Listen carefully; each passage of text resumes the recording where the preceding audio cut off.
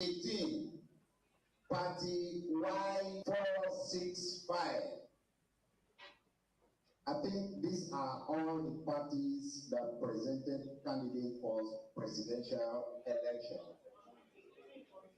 Then the total number of valid votes in Lagos mainland local government is 43,095.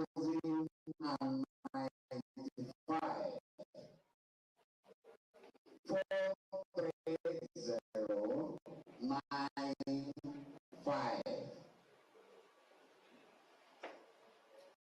Total number of rejected votes 22, sorry, 2,204. 2,204. 2204. Total number of votes cast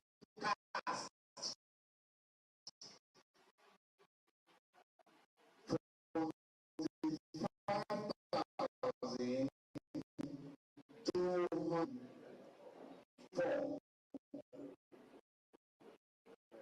2,204. 2,204.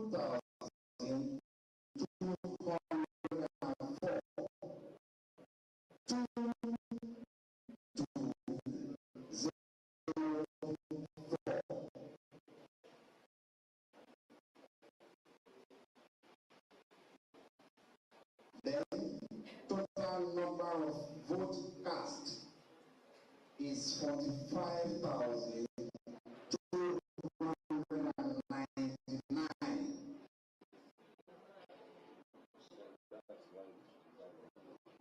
Thank you and God bless you.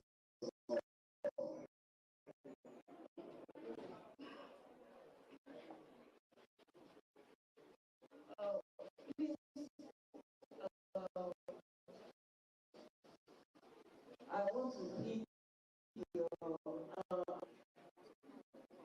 and then I'm going to invite you to that. Okay, so we can confirm that the additions are correct. Is that okay?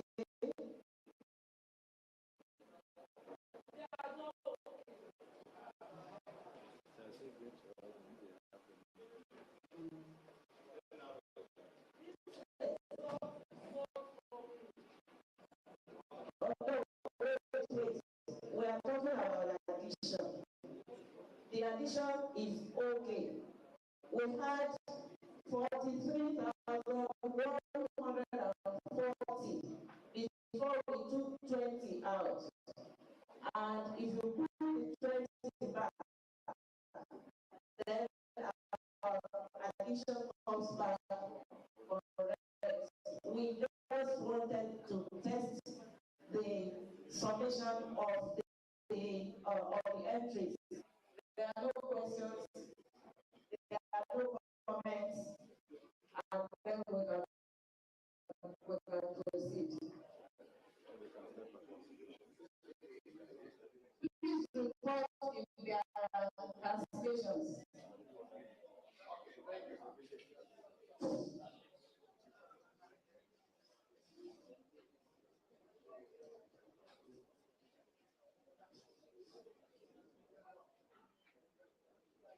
Lagos mainland local government has polling units, and there were cases of overvoting and disruption by thugs in some polling units. That resulted to cancellation of votes in some polling units. How many, please? Altogether,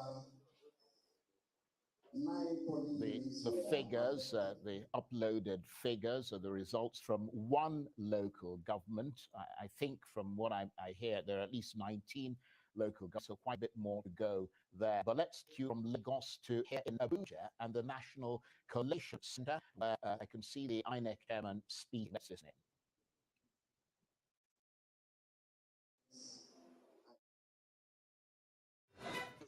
To send the result on a secure email based on what transpired at the polling units as collated at ward level, local government level, and state level. So you'll all follow with us the collation as announced by the state collation officer for the presidential election. So why the REC Ekiti State?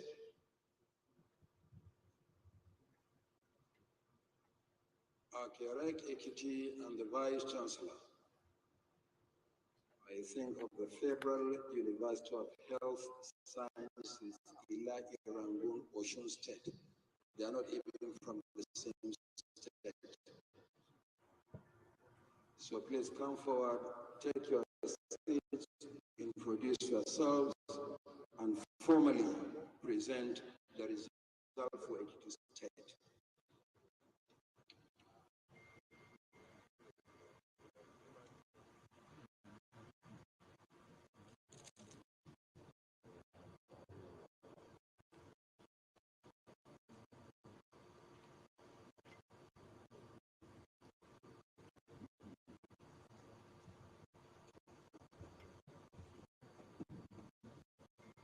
President, Electoral Commissioner, Ekiti State, and with me the collation officer for the state.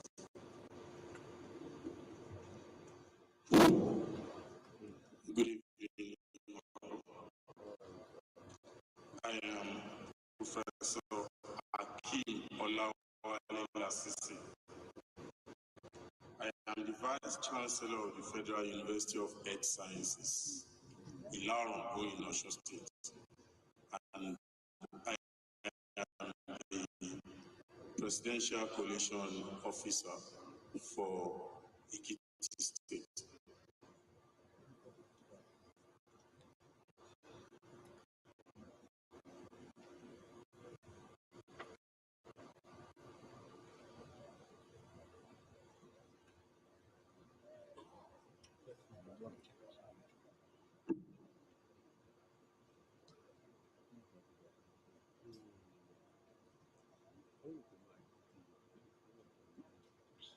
Right, Scope, please continue. Okay, so tell us the number of local governments in the state and the other details, and make your submission thereafter. Please go ahead.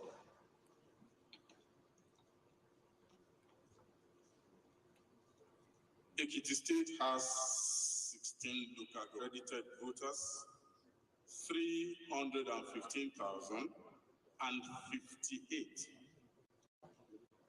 The total number of votes received by the presidential candidates of each of the political parties are as follows. Party A, 69 votes. Party AA, 29 votes. Party AAC, 108 votes. Party ADC, 1,337 votes, 1337. Party AEP, 737 votes, 737. Party APC, 201,494. Party APC, 201,494. Party APGA, APGA, 268 votes. Party APM, 46 votes. Party APP, 91 votes. Party BP, 46 votes. Party LP, 11,397 votes. Party LP, 11,397. Party NNPP, 264 votes. Party NRM, 131 votes. Party PDP, 89,000. Party SDP, 2,011 votes. Party SDP, 2011. Party YPP, 81 votes. Party ZLP, 460 votes.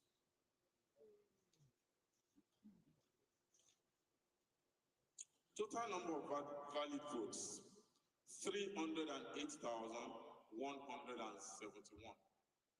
308,171. Total number of rejected votes, 6,301. Total number of rejected votes, 6,301. Total votes cast, 314,472. Total votes cast, 314,472.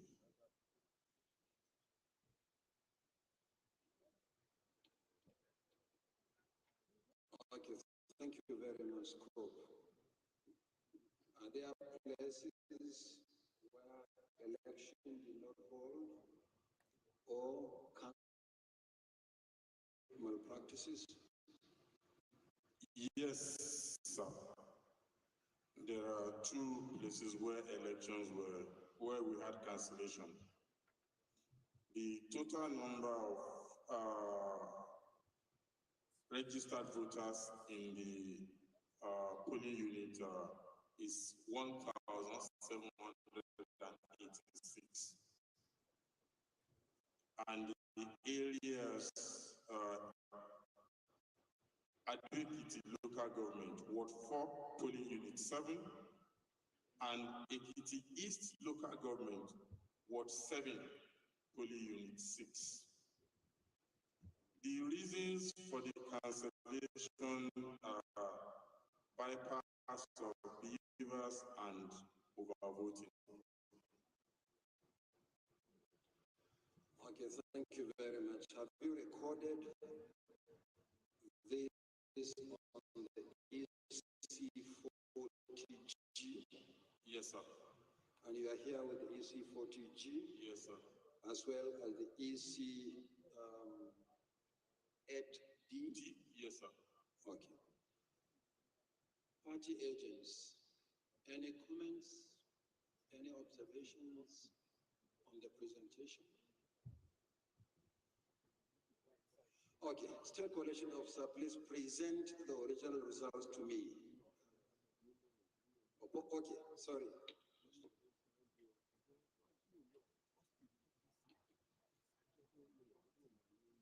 Please give him the mic.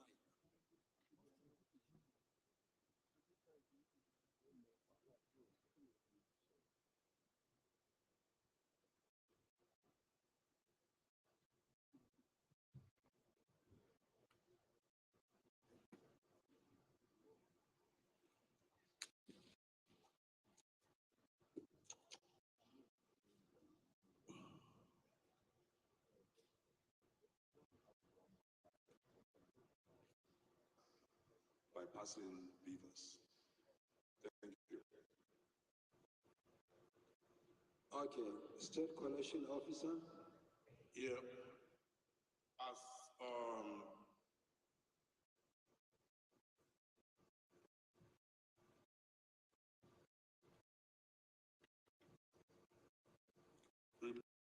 reported from the local government, there was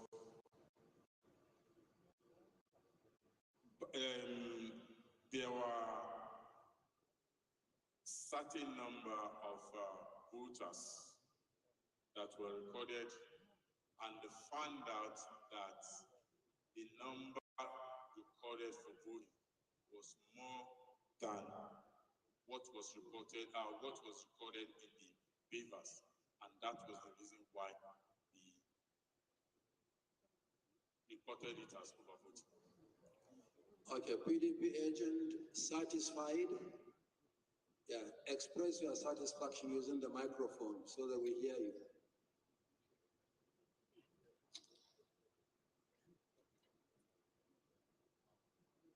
Satisfied. Thank you very much. So, State Collation Officer and the Resident Electoral Commissioner, you may step forward to present your reports.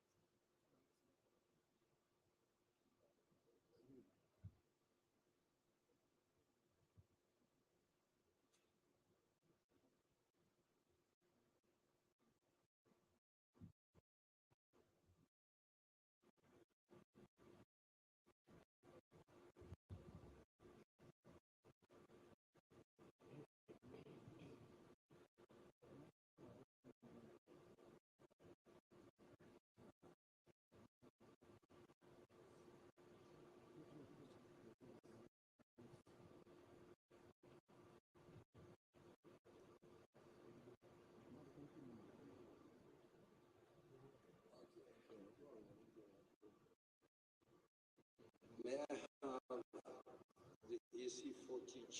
Is it in the envelope?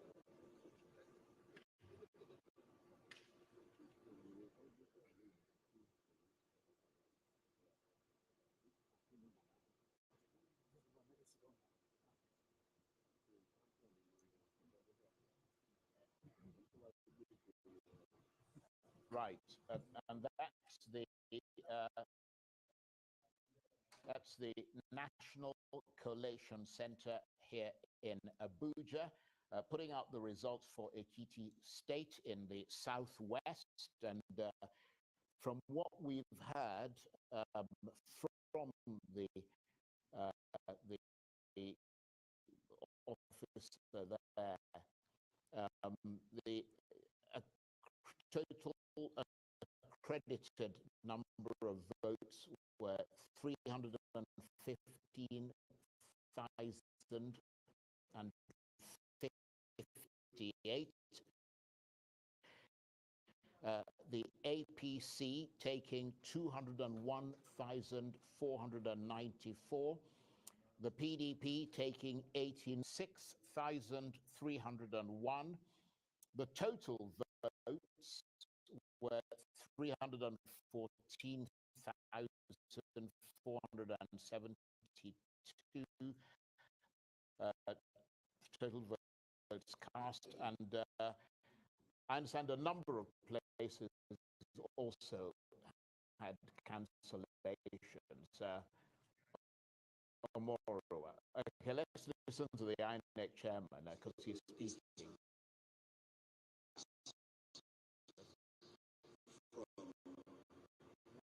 Abuja. So on this note, and as I said in the afternoon, there will be interludes.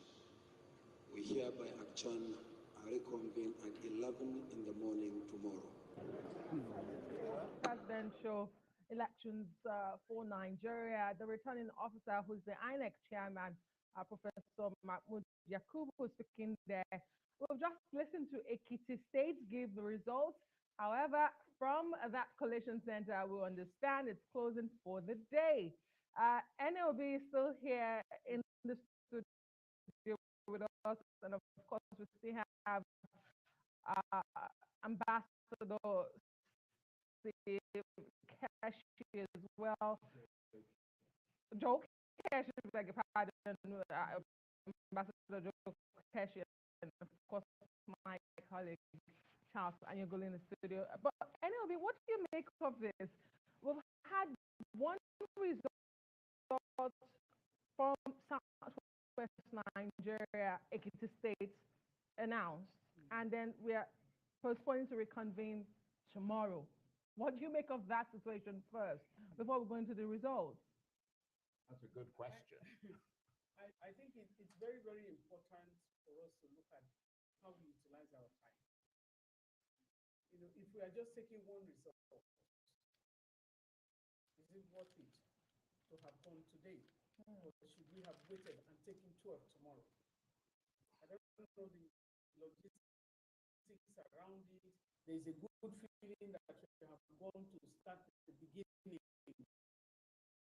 of collation.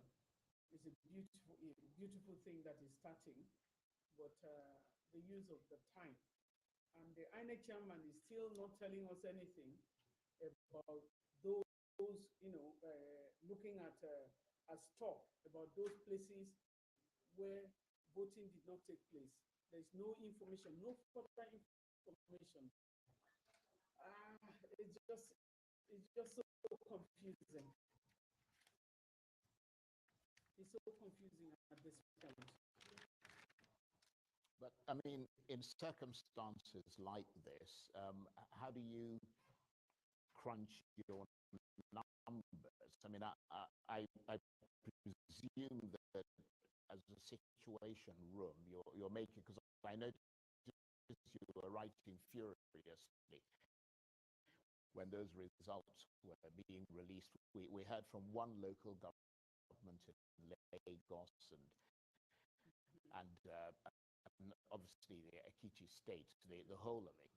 And then you wait for the announcement. But when you say there are a lot of numbers fighting each other, what do you mean? You mean you're getting your own numbers are not matching that of INEC? Is that what you're saying? We try as much as we can not to have our own numbers. Right. We deployed only directly from situation room. We deployed 2,410. And that's just a summation that there are 3 in every local government, at least 3 in every local government. What that means is that we cannot use your numbers for any kind of estimate. Numbers, it has been Twitter storm, in terms of numbers that are popping out because people are at the polling unit, the polling units that uploaded, that at least was able to show their results. People are popping. We hope that it is real result that they are posting, but sometimes it may not be the real result that they are posting. So you are not sure. We don't want to guess it. And that's the reason why we say INEC put the numbers out so that immediately, because there is no way you can find a different result, if the results come out immediately and you post it there. This is Wix.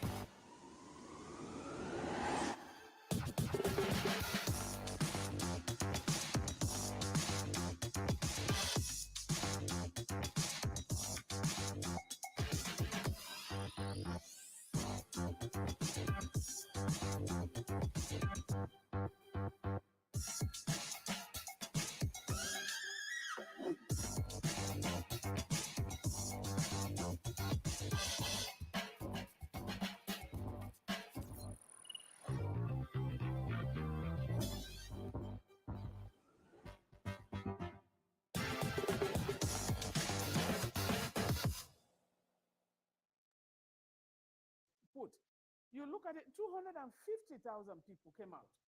250,616 came out, but only 45,686. Yeah, you're talking about Lagos. I'm talking of Lagos now, just one local government. Yeah. And when you have less than 50,000, that is not even up to 1/5 of those who are registered, which means the Ekiti General is even doing better when you look at this thing. So, but we're happy the numbers are coming out. They are being put out, but we'll see as it progresses. Ambassador Keshi, I mean, you have expressed concerns earlier about rush, but you must appreciate that there are people who are anxious about this election and they want to be over and done with it. But given the situation, one result after 24 hours announced by INEC, which is authorized to do so, what do you make of the situation? Well, as you rightly said, INEC is authorized. Look, we have announced the Ekiti results. So what? And as the lady, the director pointed out, the voter apathy is very high in Ekiti, and we have to compare the number of registered voters and those that have voted to pass elections to be able to make a conclusion whether something has gone wrong or whether this is the normal pattern of voting in Ekiti. That would be very helpful. But I want to focus on Lagos, and I want to say this, press all the issues. When you announce the result, it is generally accepted by the people of this country. You know, and as just recently pointed out, it's difficult to believe the figure that we are hearing, that such a low number voted in one ward or whatever, or one local government area in Lagos State. You know, look, the more we continue with this, we are only creating more credibility problems for the whole electoral process. And that is the honest truth. Nigerians want to hear the result, yes, so Ekiti is out. Ekiti has always been the first to, to be announced. But look, let's take our time and do the right thing. Investigate all the complaints, whether from Imo, whether from Delta, whether from any hurry to announce a result, and then we believe that, oh, people should just accept it because INEC has announced it. For goodness sake, INEC is not sacrosanct. INEC is not like the Pope.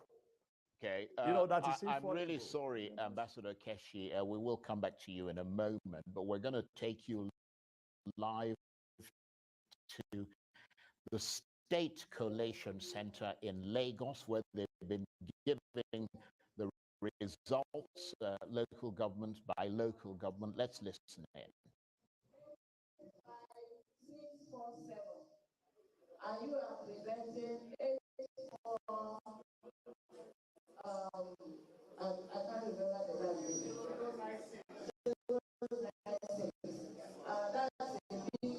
It's a big gap, and you have to detect the source of the error. But in the meantime, can we do a simple one? Excuse me, please let's start from the beginning. From the first part of this, okay? And somebody with a calculator just also help us. So we do the math, we compare it with the one in the paper, and then we look at the one that is done by our Excel worksheet. So if you have a calculator, please go with us. 233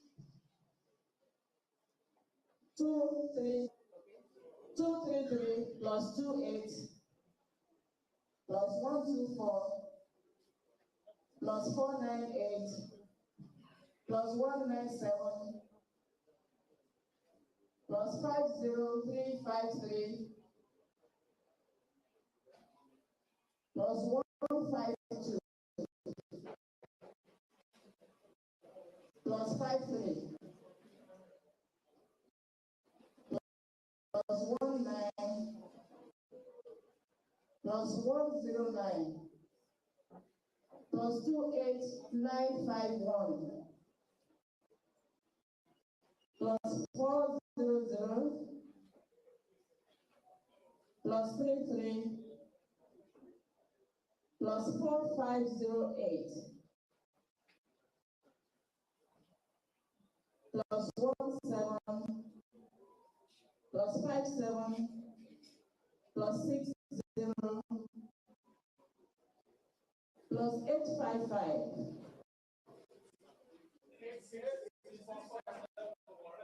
Thank you. So, Madam, you have to go back and trace the source of the error. Thank you very much. Do we have comments on these results? Comments, questions? Yes, madam. What I have here is 29,222. 29,222. Okay, is it a case of the person signing a blank result sheet? No, I want to know the source. Because I know what my agents, what Labour Party agents went through to INEC officials. You don't have to put that in. What I have here is 29,222. Because I'm wondering how 29,222 became 28,951. What can be the source of the difference?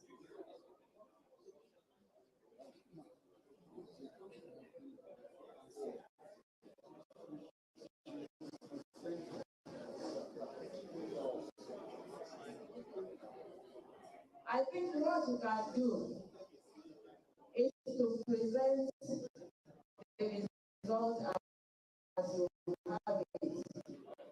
Because this is what we have, and the documents we have are with them. So if you have documents that we can look at, I think that will work well with us. I have it, and it has the INEC stamp on it. It has the INEC stamp on it. The total.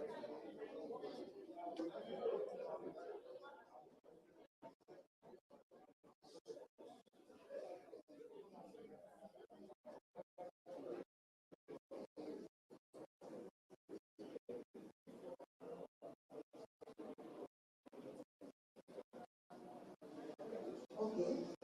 Please, thank you very much. Just present it to the collation officer. They are going out to Madam, please step aside so you go look at the papers, look at what she's presenting, and then you come back to us because your data is not adding up. Thank you very much. Please, where is the next person? Who is the next person? Local government.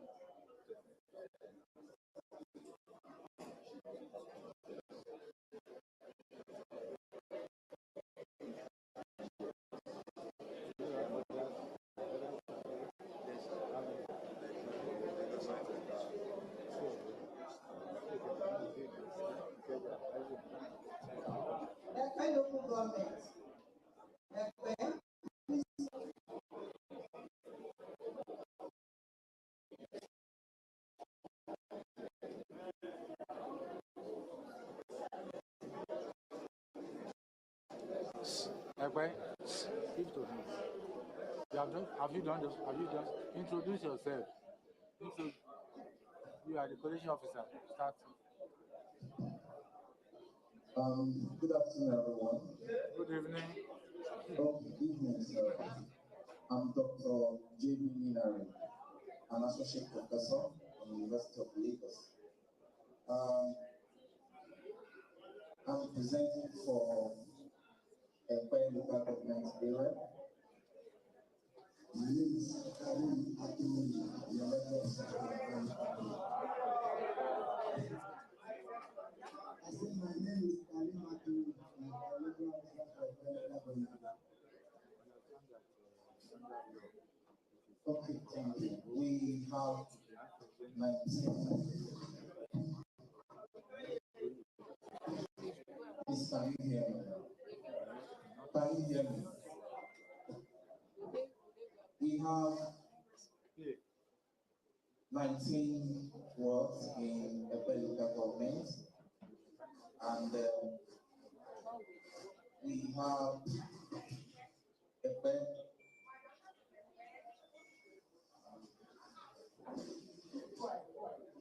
Please go ahead. Local government.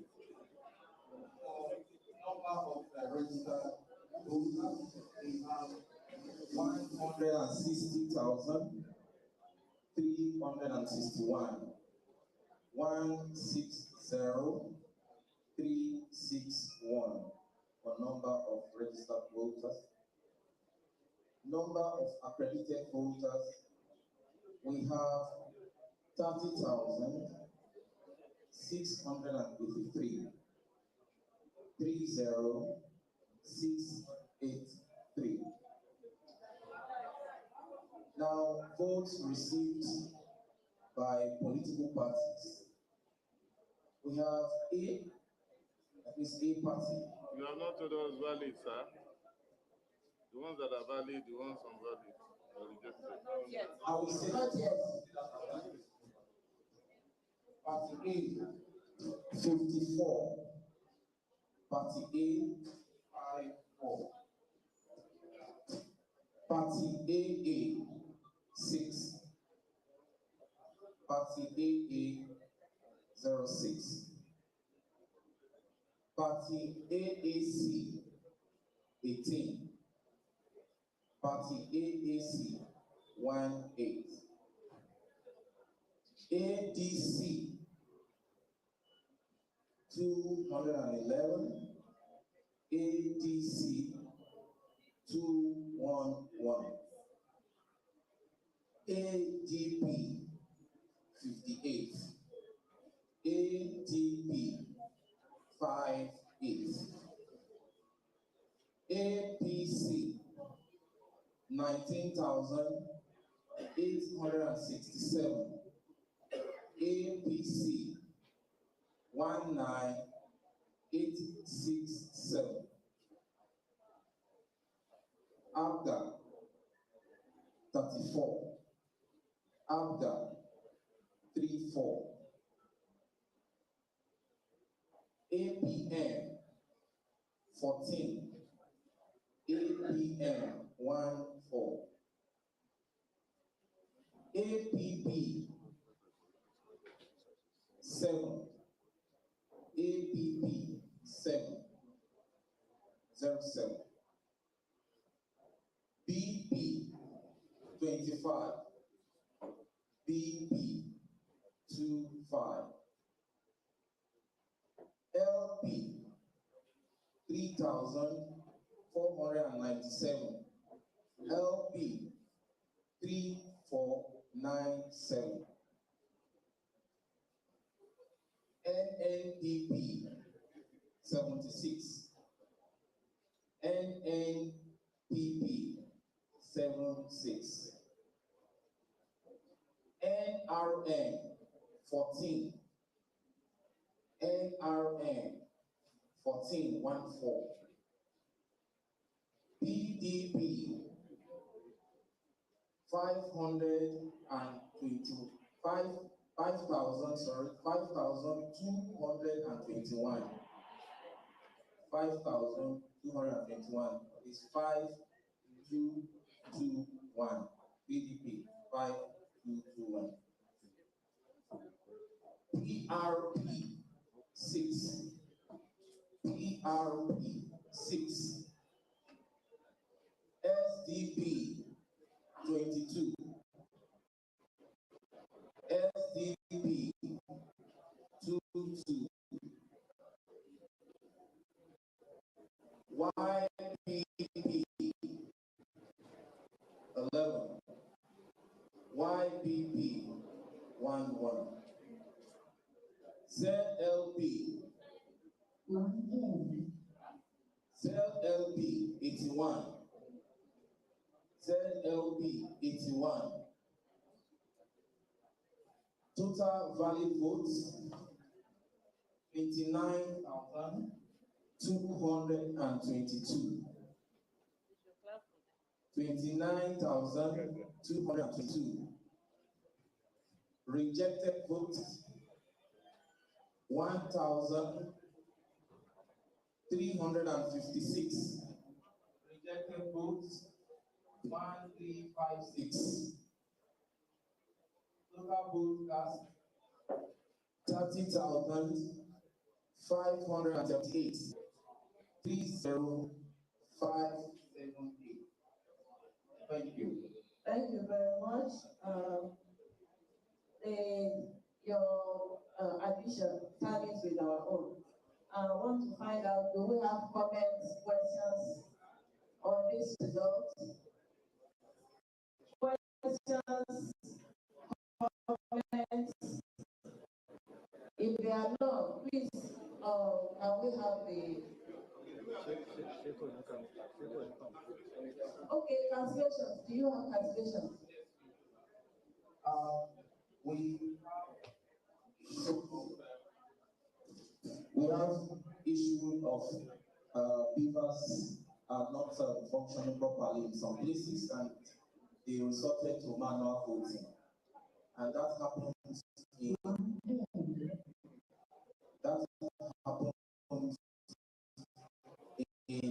three wards: Ward 19, Ward 8, and Ward 5. For Ward 19, is a polling unit 10. Ward 8 is a polling unit. Total number of registered voters there is 892. 892.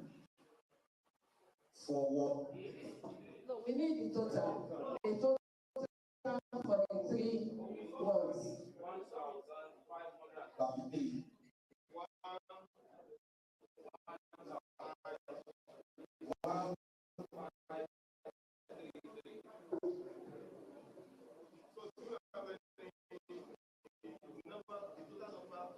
PVCs collected in that area, in the three wards. The total number of PVC collected. We have. We have 8.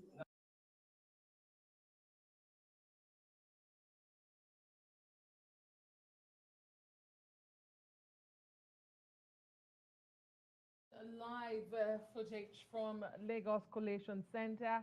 That particular result was from Ekpe, local government area of the state, and the result as called by the returning officers there, the APC 19,867, the PDP 5,281, Labour Party 3,497, and the NNPP 76. There were total valid votes of 89,222, rejected votes of 1,256, vote cast for 20,578. Charles, we still have with us NOB, who is the Country Director of Action Aid Nigeria and also the convener of the Civil Society Situation Room, as well as Ambassador Joe Keshi from our Consular General Nigeria Mission in Washington, D.C. Let me come to you from our Ambassador. What do you make of this process so far?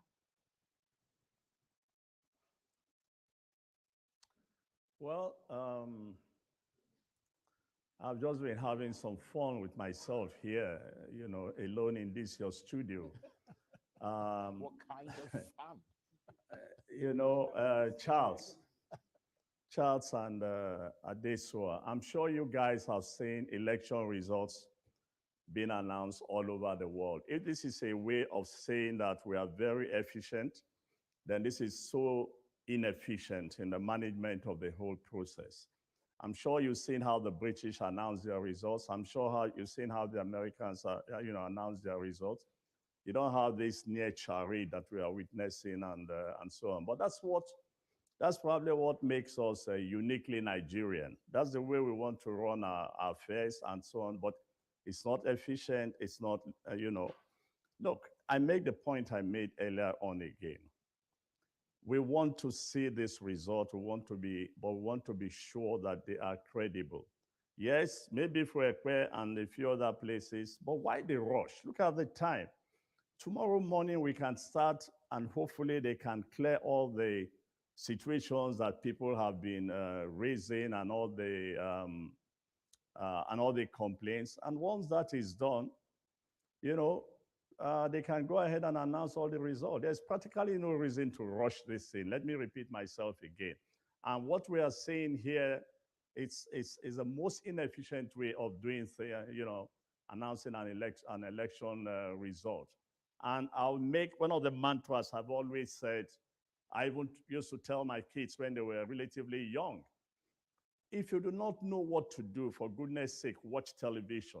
So I think both INEC officials and all the agents around this country, anytime there's election in Britain, in Germany, and everywhere else, they should please begin to watch television and see others announce, I see the way others announce results and how they do things. And don't go through this charade and inefficient way of saying that this is yes, it's uniquely Nigerian, it's a Nigerian style of wanting to do things, but for goodness sake, we should outgrow this.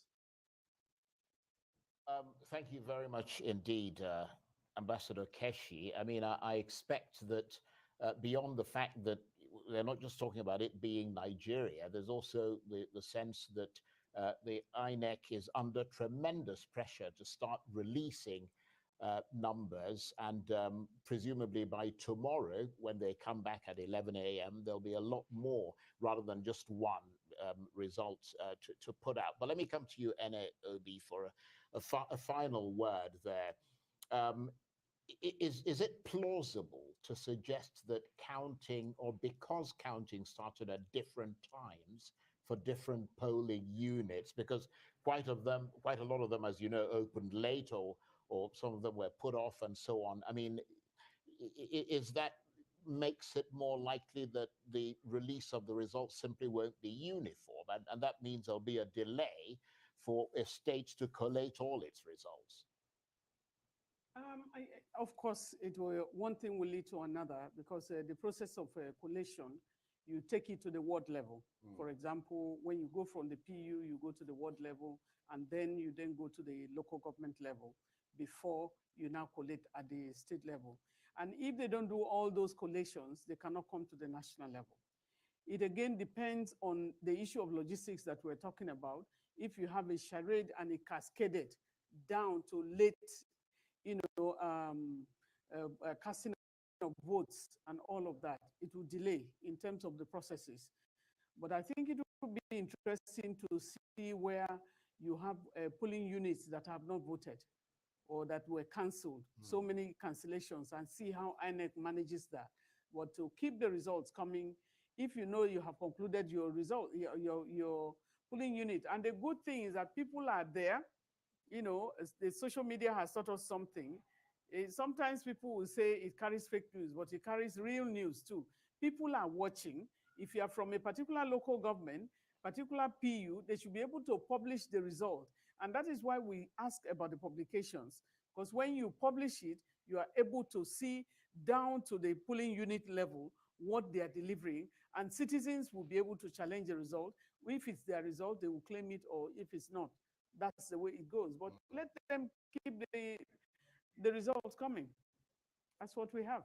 Okay, thank you very much indeed, NAOB, who is the country director of Action Aid Nigeria and also the convener of the Civil Society Situation Room, and of course, Ambassador Joe Keshi, former Consular General, Nigerian Mission in the United States, but also a noted psephologist himself, and also someone who crunches the numbers as a public affairs analyst. Well, let's take you now to the International Conference Center here in Abuja, the National Collation Center. And Hannah, now, presumably you can hear us, Ndi. Just bring us up to date with what's been going on, and give us, along with Sumna Samba, who's there with you, your analysis of what you're seeing and hearing so far where you are.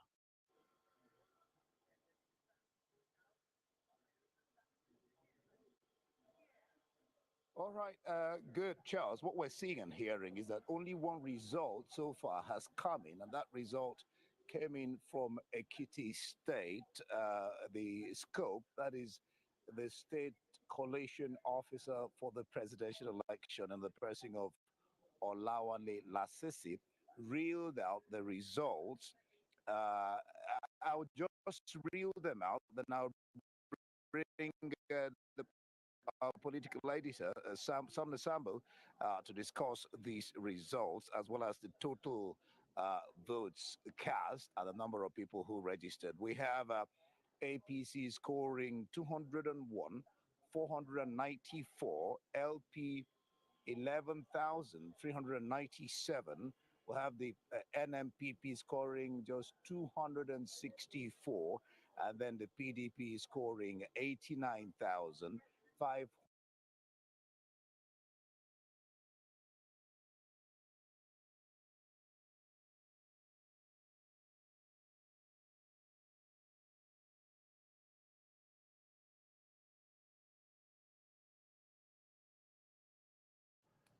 Unfortunately, we lost connection with our team on ground at the National Collation Center. We hope to reconnect with them any moment from now. But in the meantime, let's go on a quick break. You're still watching the special coverage of Nigeria's 2023 presidential and legislative election here on the Rise News.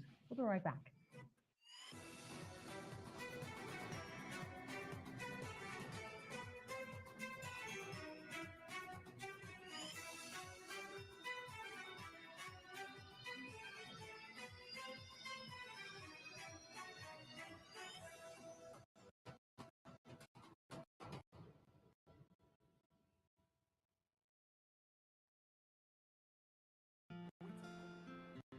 I've been running my business on my own, trying my best to get it to the next level, but I really need some help to get ahead. I know just what to do. I'll vote it for my loan, overdraft, step by step to my dream business with vote. Salary earners, entrepreneurs, get your loans with no collateral. Quick sign off, zero paperwork, step by step to your dream business with Vote. Vault is available to individuals, SMEs, and corporate customers. Download by Polaris from Google Play Store or Apple to get started today. 34 million hectares of arable land. Over 200 million people. One nation.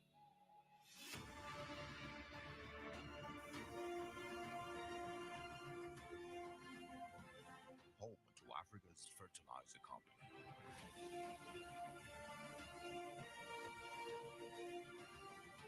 Dangote Fertilizer. Pure urea fertilizer.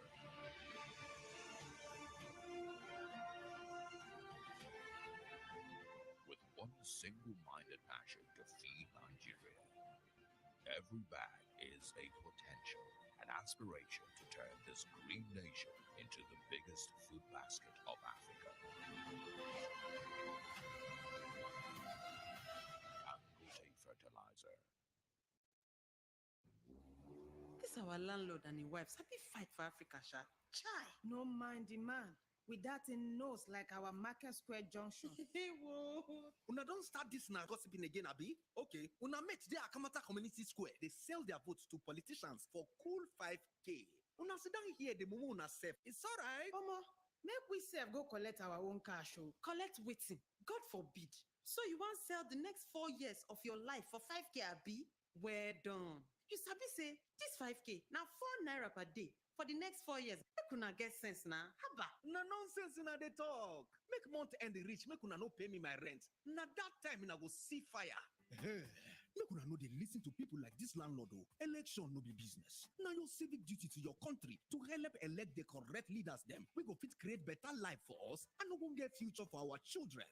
Make you no sell your vote. Cause if you sell your vote, na your future you don't sell be that. This message now from the Center for Democracy and Development, CDD, with support from the MacArthur Foundation. Here's a card we no go give you stress at all. Zero waiting, zero queue. First Bank Petra card. Here's a card we no go give you wahala. Zero trouble now for you. First Bank Petra card. Tell off the spoiler. Who won't break down? Where you want to say now only you get them. Nothing fit do one. Chop sharp payment not the way. Swipe they go, you know the way. Veteran card with the sweet body. Veteran card with no the shape messy. Put you first again. First banking veteran card we put you first again. Generate your virtual card we put you first again. First banking virtual card we put you first again. Just generate your virtual card. The Independent National Electoral Commission (INEC) will conduct the 2023 general election using the Bimodal Voter Accreditation System (BVAS). On election day, the BVAS equipment will be used to accredit voters by verifying their fingerprints or facial photographs. In each polling unit, every voter must be verified and authenticated before they are allowed to vote. Any intending voter whose fingerprint or facial photograph is not verified by the BVAS equipment will not be able to vote. With this, one man, one woman, one vote is assured. As no one can engage in multiple voting, neither can anyone use the voter cards of another person to vote. After polling, the BVAS equipment will also be used to transmit election results electronically from polling units to the INEC result viewing portal for everyone to see. BVAS will eliminate multiple voting, identity theft, or impersonation. The BVAS will guarantee one man, one woman, one vote. INEC, making your vote count, consolidating our democracy. This message is brought to you by the Independent National Electoral Commission (INEC) and the Center for Democracy and Development (CDD), with support from the Osiwa Africa Foundation. Today, the Tony Elmelu Foundation Entrepreneurship Program has trained over 1.5 million young African entrepreneurs. We have disbursed nearly $100 million to over 18,000 beneficiaries who have gone on to create over 400,000 jobs across Africa. We need to do more for women in Africa. Empower a woman, you're empowering the whole society. The Tony Elumelu Foundation gives access to a world-class business training and seed capital. Thanks to the Tony Elumelu Foundation Entrepreneurship Program, we've been able to structure our business and operations, but also we got the funding and financial needs to concretize it and make it happen. This is the impact we want to achieve by the Tony Elumelu Foundation. The Tony Elumelu Foundation Entrepreneurship Program is sector agnostic. The only thing that is important to us is your ideas. The future of Africa is in your hands.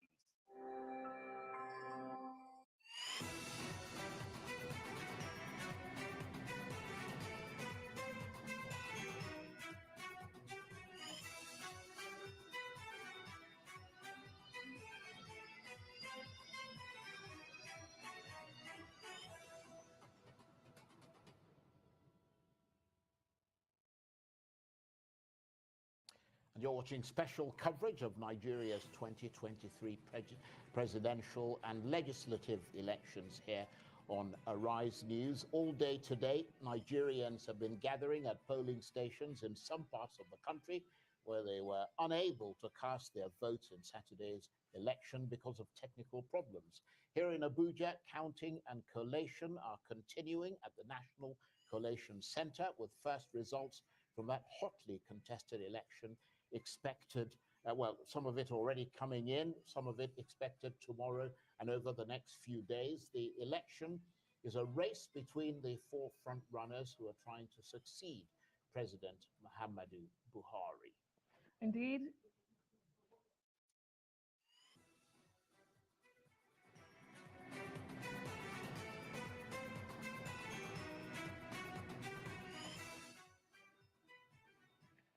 Well, let's now cross live to the National Collation Center in the nation's capital, Abuja, where our correspondent Indi Amugo is standing by, and with him is politics editor Somna Sambo. Indi Amugo, what is your analysis of what has happened there? All right, thank you so much, Charles and Des, who are in the studio. I still have with me the political editor, Sam Sambo. I just talked about earlier that Olawale Lasisi, the scope of Ekiti State, just reeled out the results, the only result so far that has come in. So I will bring Sam Sambo in, and let's continue from where we stopped earlier. All right, Samna, we talked about the four political parties and results that have coming, and I asked you to, all right, get on with the what you make of these results that were reeled out. Yeah, thank you so much, India. As our viewers would have noted, there are 36 states in Nigeria, and the federal capital, that's the FCT. So this is one out of 37 results being expected, which means that there are 35 states and the nation's capital, Abuja, which we are still expecting.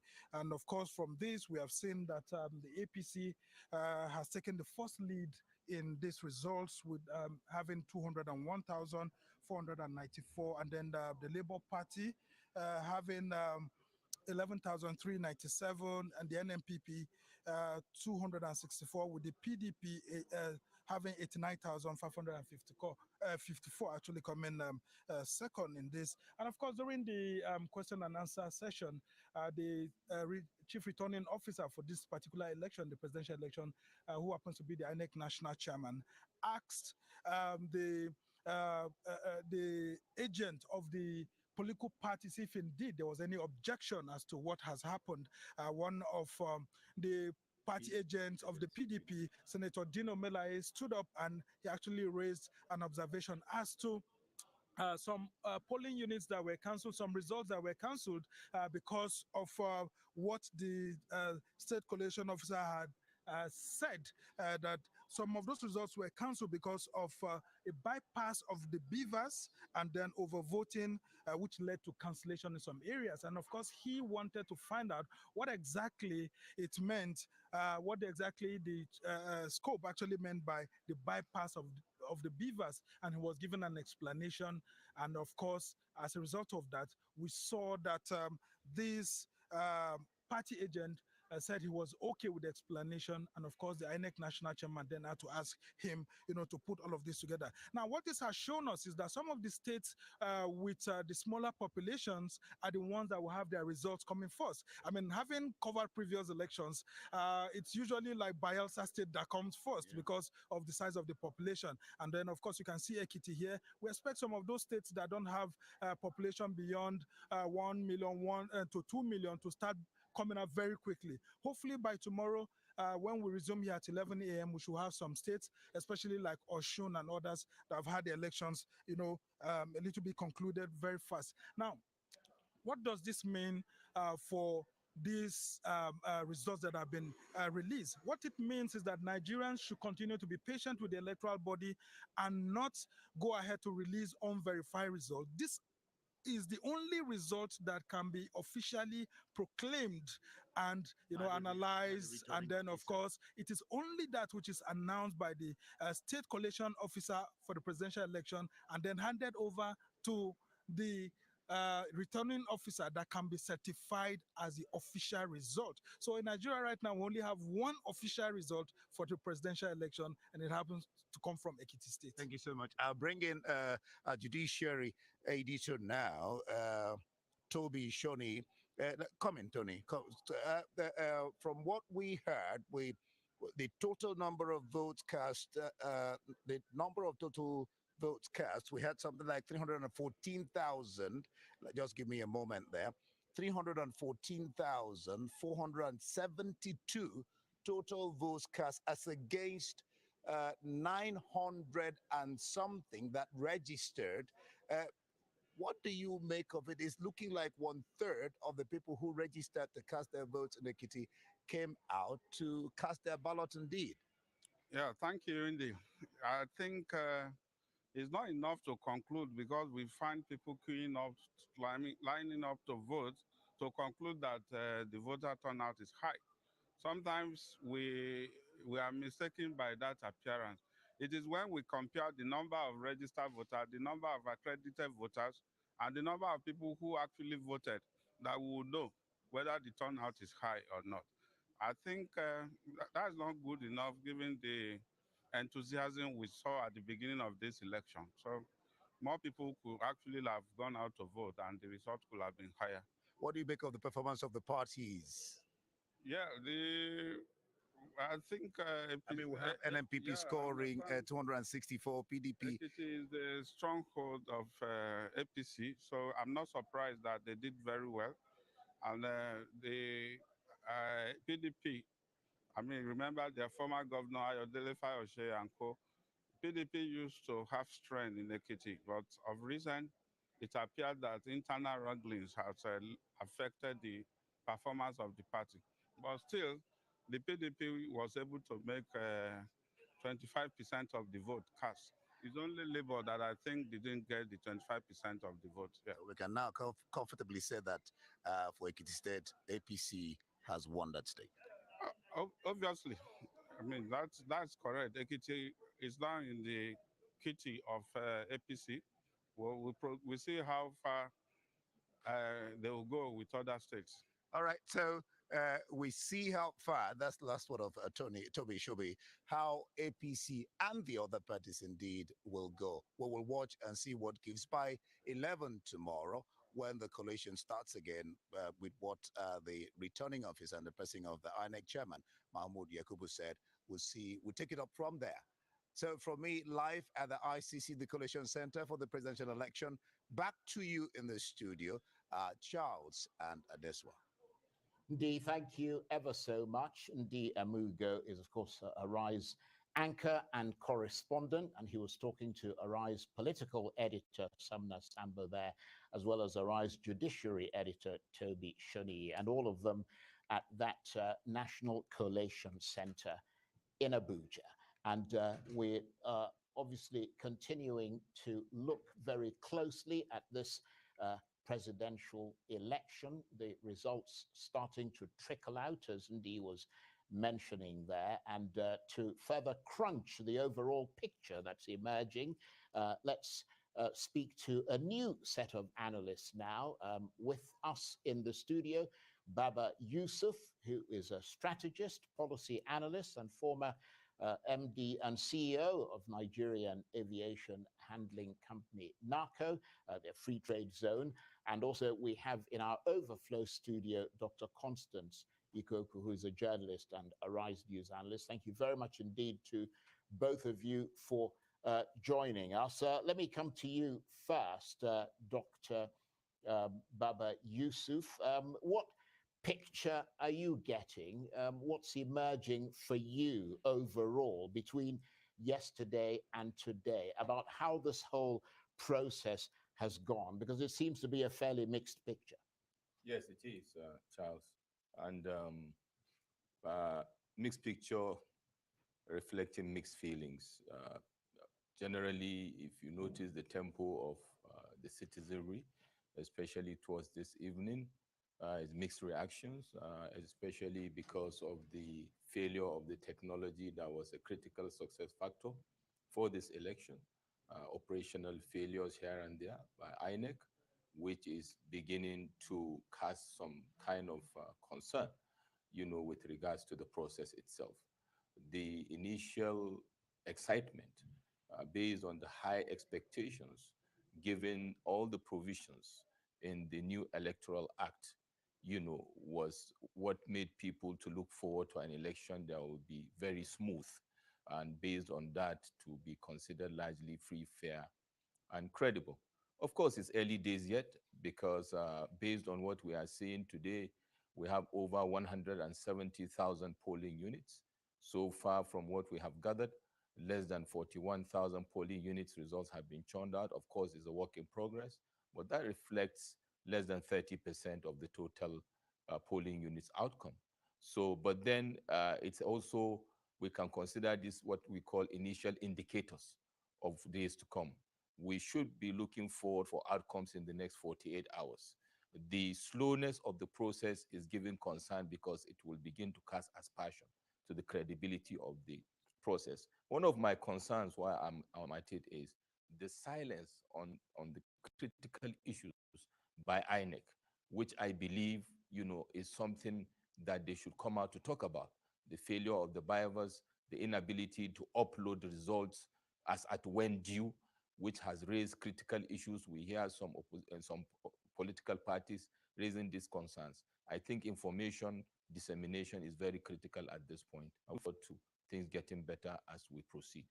Indeed, and very quickly, Dr. Constance Akoko, let me bring you into this conversation. I mean, our judiciary editor pointed out something moments ago, just crunching the numbers.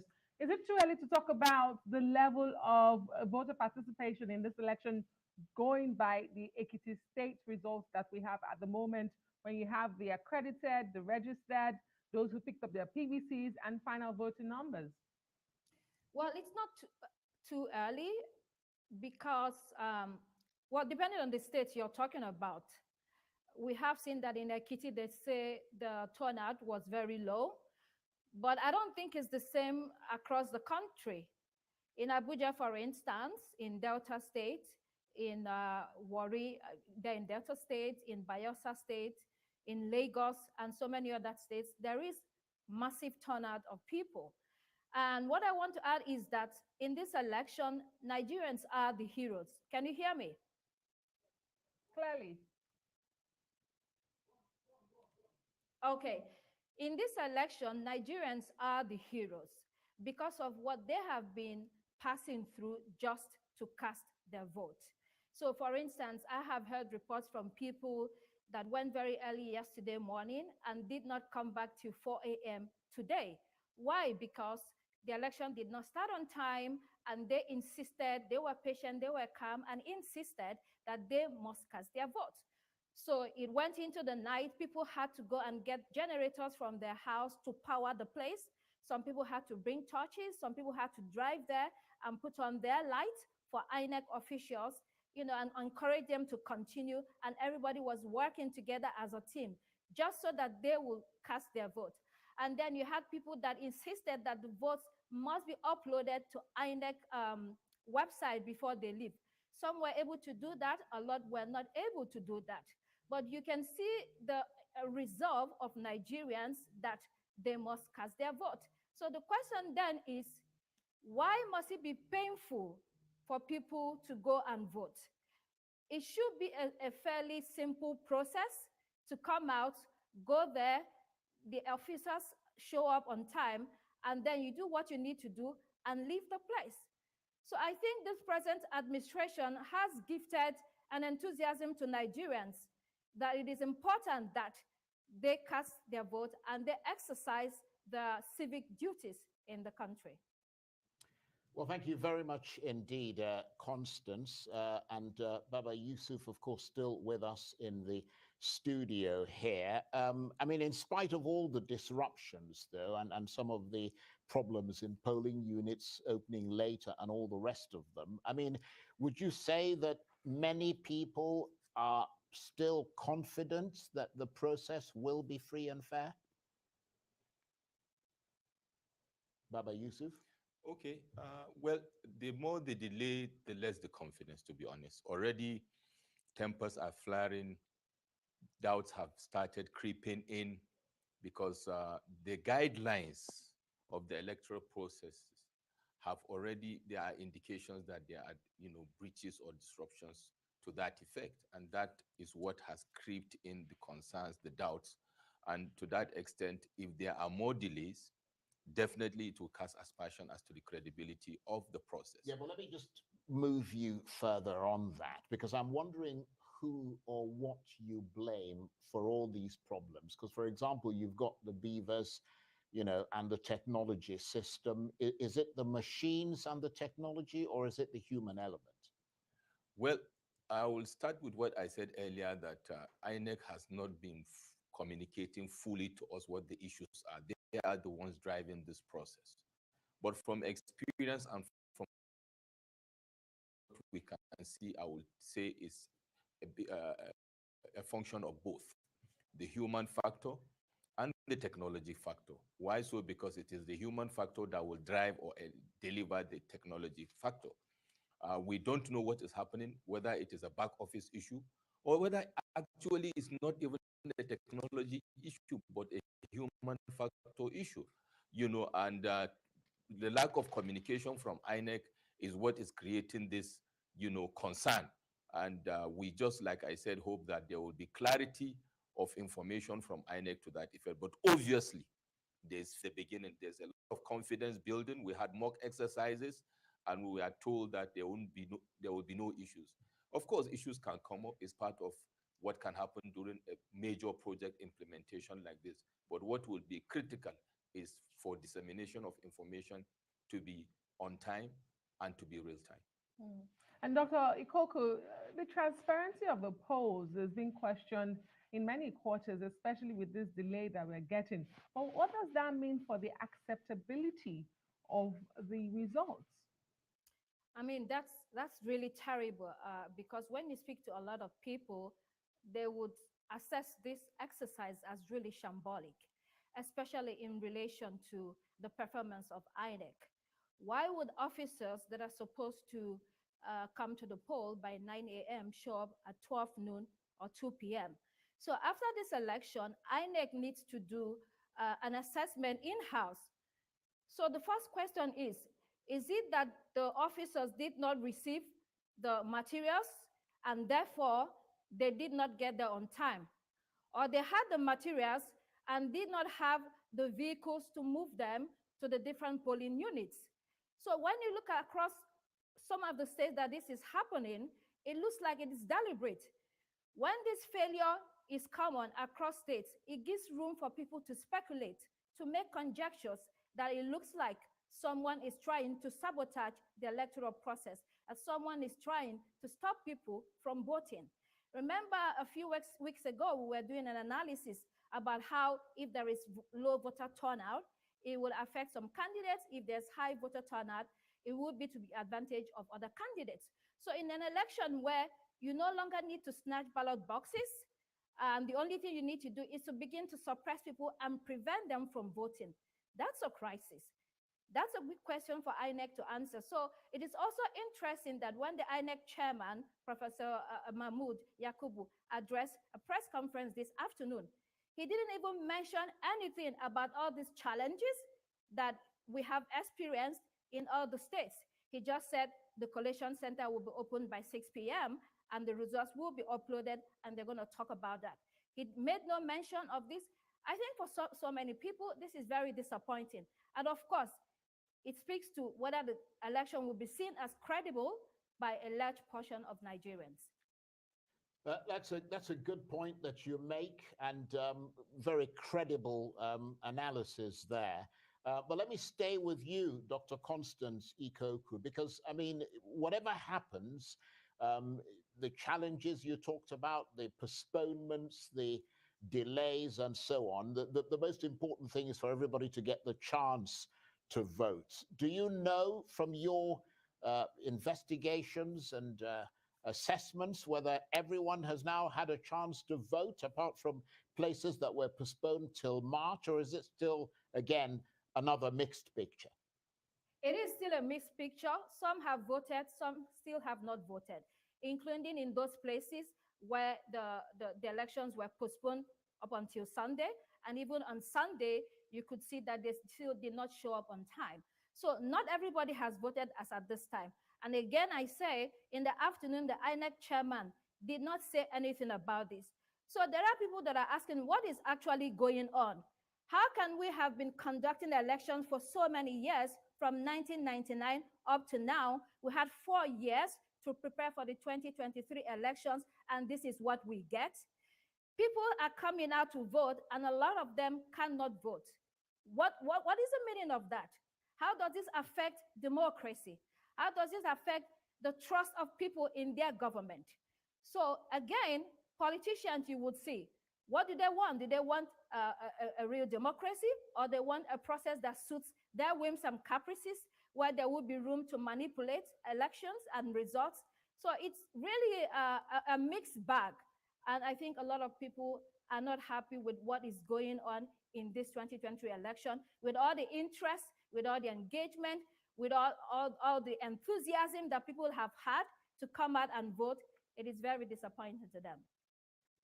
Yusuf, I know you're not INEC, but perhaps you have some answers to the questions Dr. Constance Okoko has raised, about how do we still have such elections at this time?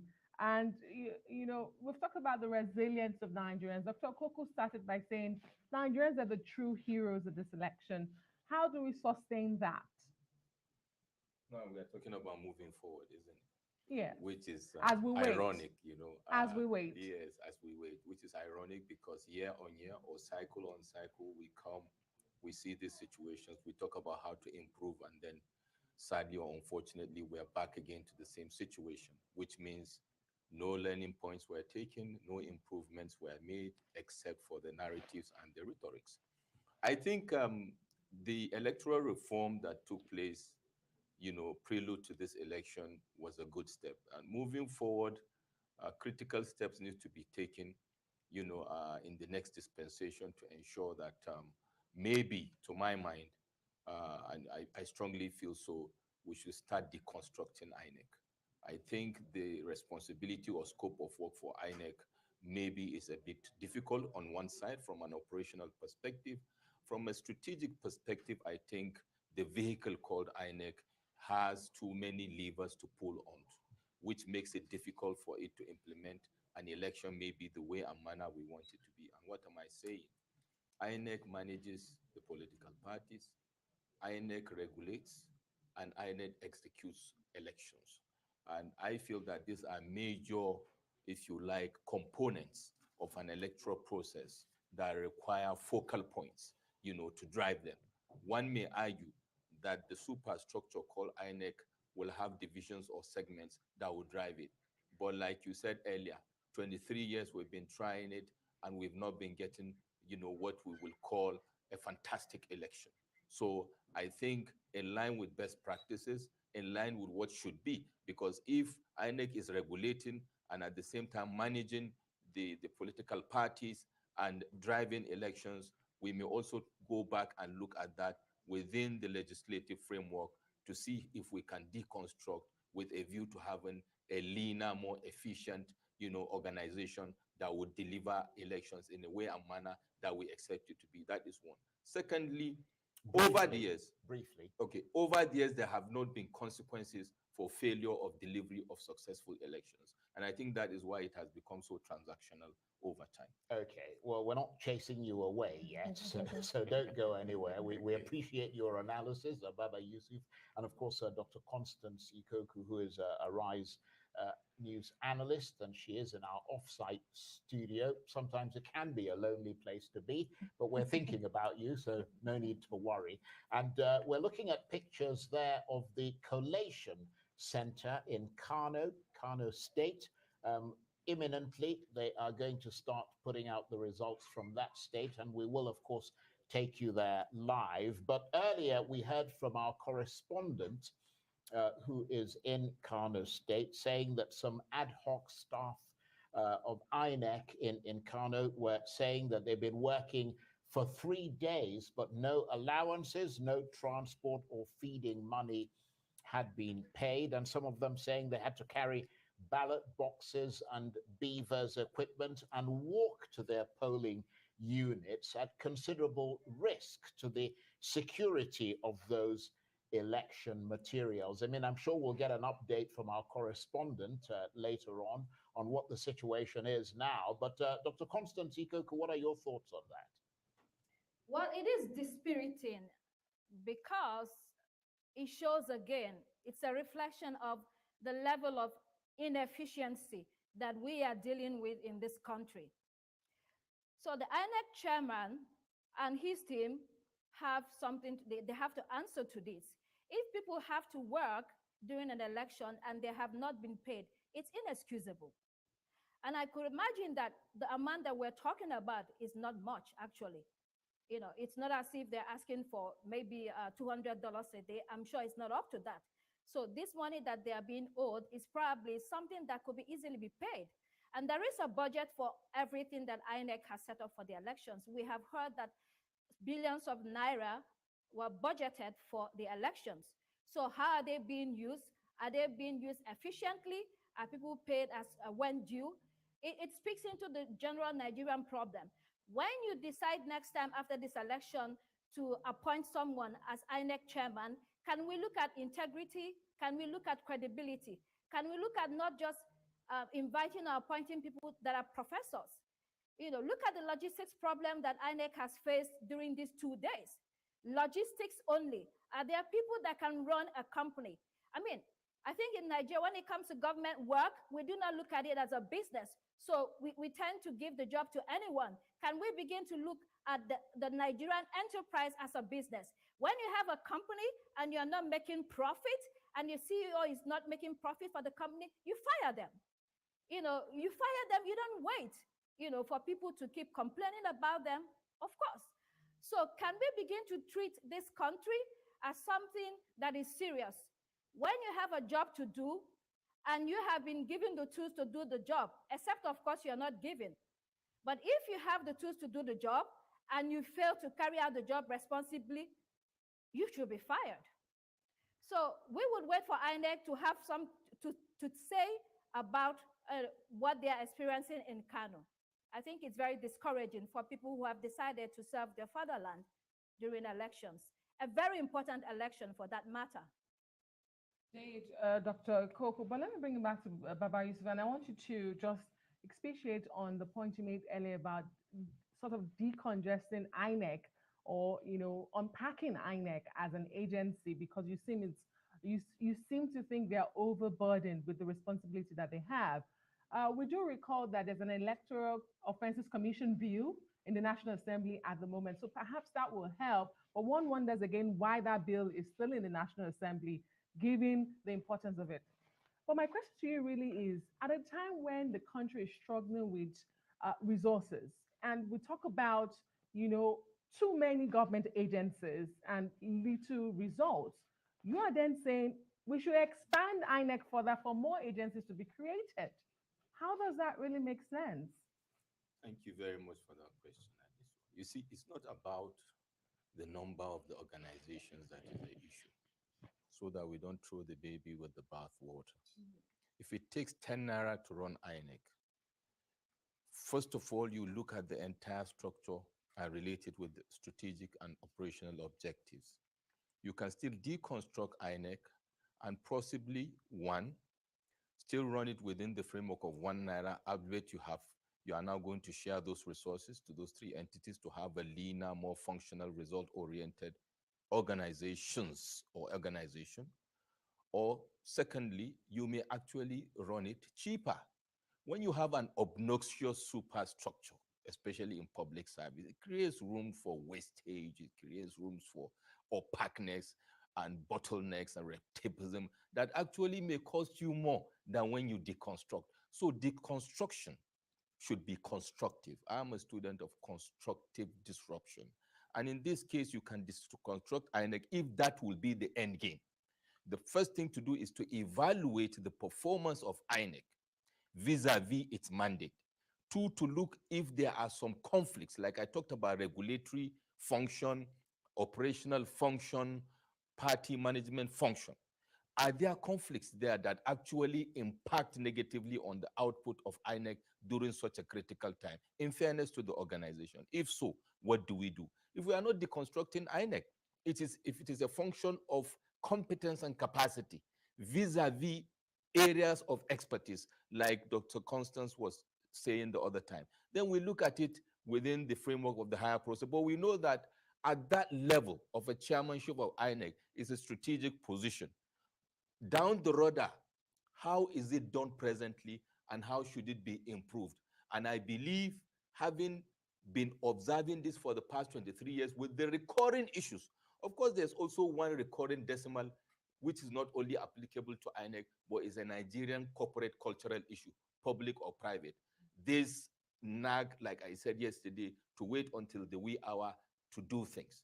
And our lack of effective appraisal system to have consequences for people that fail, to add value to what Dr. Constance said. And if that is happening, people will be on their toes. The electoral cycle is a very, very important event in the history of this country, especially this particular one.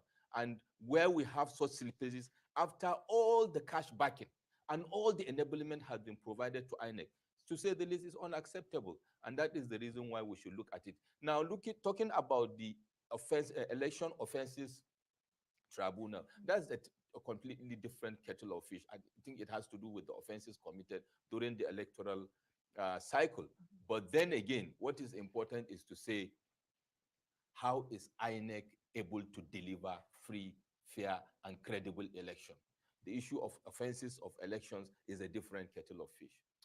Well, that's a very sound point you make there. In fact, a number of very good points. And I think one of the key things, really, as far as a lot of people are concerned, although you're looking at the broader picture, obviously, is the operational part of INEC, because that's the bit that actually delivers the elections. And Dr. Constance Ikoku, I mean, yesterday, for example, even when the system worked, and the results were supposed to be uploaded live to a central server, at least many of the INEC officials were not able to do a live upload because that part of the system, according to them, simply wasn't working. I wonder if you want to take that on board along with what Mr. Baba Yusuf was saying a moment ago. Yeah, oh yes, of course. We have been analyzing this since yesterday, and people are sort of upset with the brazen ineptitude that is showing in front of us. So you have a beautiful technology that we have been told is a sort of a solution to ballot box snatching and all other things that used to happen during election, to sort of give us an election that is more transparent, free and fair. And then on that day, you have failures. The excuse is that there were network problems or some didn't function at all. I don't know, maybe battery problems. So this kind of thing sort of worries people. It is quite disturbing. So you have to ask then, as INEC, as an organization, did you not prepare for this? Did you not look at different scenarios? So for instance, if this network doesn't work, is there an alternative network? If this fails at this point, is there another option? Is there something else that you can do? Because the more you delay the upload, people continue to get worried and think that something is going on, something untoward is going on, and someone is trying to get the election through the back door. Of course, this is not what Nigerians want to see, and I hope that this is not what INEC wants to see. So going forward, yes, we're still waiting for the results. Going forward, again, as I said earlier, whoever is the next INEC chairman has to do much more than this. You are a figurehead as a chairman, but also you are responsible for the whole operation of the organization. I don't know if I want to agree with Baba Ahmed about divvying up the whole institution. I think it has more to do with competency, someone being competent and someone who is really interested in giving Nigerians elections that they will be proud of. Someone who is really interested in democracy and moving the country forward, because it doesn't have to do, even if you have the money to run the logistics and the operations and you decide to side with maybe politicians to do some hanky-panky at the polling unit or when you're uploading, those human elements will still happen. So there's a lot of qualities and requirements that should be put forward for the next INEC chairman. And of course, this INEC chairman, a lot of people have said, should actually apologize to Nigerians for the brazen mismanagement of that we're seeing between yesterday and today. Baba Yusuf, will it be fair to outrightly write off this election so far? Because it's looking like, from the reports we've seen on ground, like mixed bag of reactions. In some places, the elections went smoothly. In other places where it started late, things smoothing out. But there were, of course, other places where we had incidences recorded across the country. Should the fault really be squarely at the doorstep of INEC? And again, I want you to consider this is the same INEC that has done off-season elections recently. That was praised across board for the sort of elections they delivered. So could it also be the scale of the elections that we're carrying out, being a general elections, 36 states plus the federal capital territory? Could it be the load of work? What do you think about all of this? Thank you, Adesua. First of all, let me add to one of the things I forgot to talk about with regards to INEC, because it's important, is we have consistently talked about the autonomy of INEC in terms of how it operates. I think this is something that should also be critically dealt with to ensure that it has that autonomy to drive election process objectively and neutrally. Now back to this conversation. Uh, to be honest, like I said in my opening remarks, beginning of this discussion, it's still early days yet. We have, like I said, less than 31% of the polling unit outcome, turned in. So yes, but you see, maybe why people are apprehensive at this point in time is the high level of expectations with regards to the deployment of technology and possibly to clean out some of those challenges that have been there before. But of course, suffice it to say, as we are progressing, we will wait and see how things pan out. However, the very short window of delivery is what calls for concern. Of course, the sensitivity of the operations. Maybe, like I said, if like an autonomy happens to INEC, also this political interference, whether seen or unseen, covert or overt, true or false, will also be highly reduced. With regards to what you said, maybe because it is a general election and therefore there may be issue of capacity, which is still what we are talking about. It is what it is. We have an operational logistics and technology challenge, no doubt about it. And the more the delay, the more the spillages, and possibly it will impact the total outcome. We hope that will not happen. We hope with this situation at the back office, INEC is doing damage control and crisis management to ensure that the lost grounds are gained so that they can also redeem completely the image that is beginning to be smeared. Okay, Baba Yusuf, for the moment, thank you very much indeed. And Dr. Constance Ikoku, thank you ever so much. But don't go anywhere yet. We're just going to take a break. You're watching special coverage of Nigeria's 2023 presidential and National Assembly elections here on Arise News. Stay with us.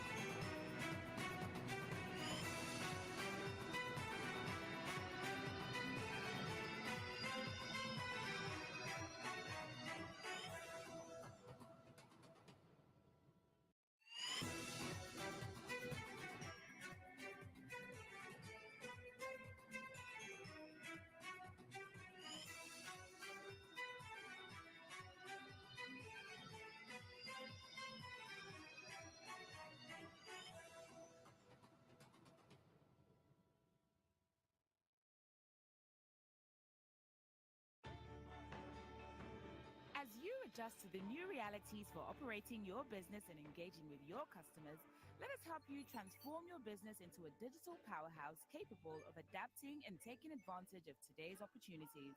With our best-in-class array of digital solutions, you can conduct your business, receive payments from your customers, and perform transactions quickly, safely, and conveniently, because we've got you covered with the right people, technology, and service offerings.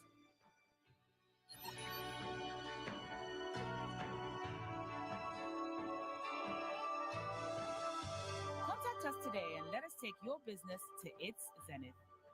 Zenith Bank, in your best interest. Esther, you're late again. Esther? She's a wandering light in the darkness. She's beautiful. Oh, she's a superstar. Morning, Esther. She never let her mama down. She's beautiful. She know the fear. She know they ever carry hand for them. No phones at the table, please. Esther? Oh. I love you too.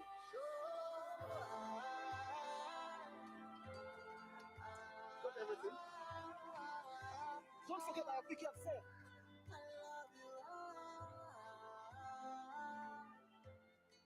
Airtel, the smartphone network.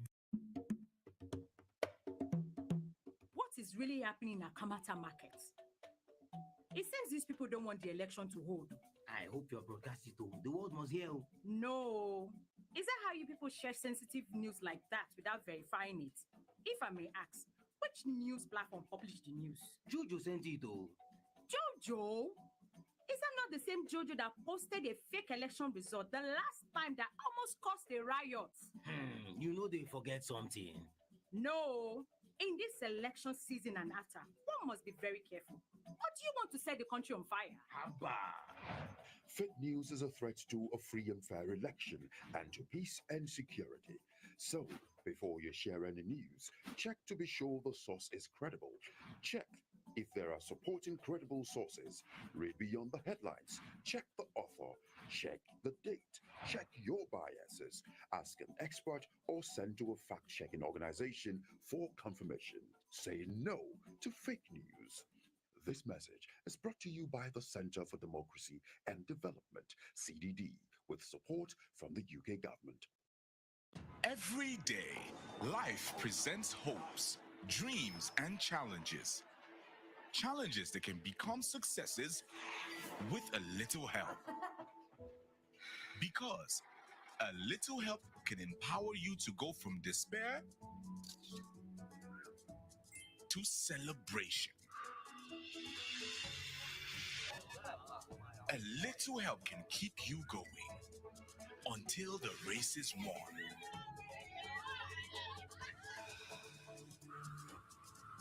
A little help can turn bundles of anxiety into a bundle of joy.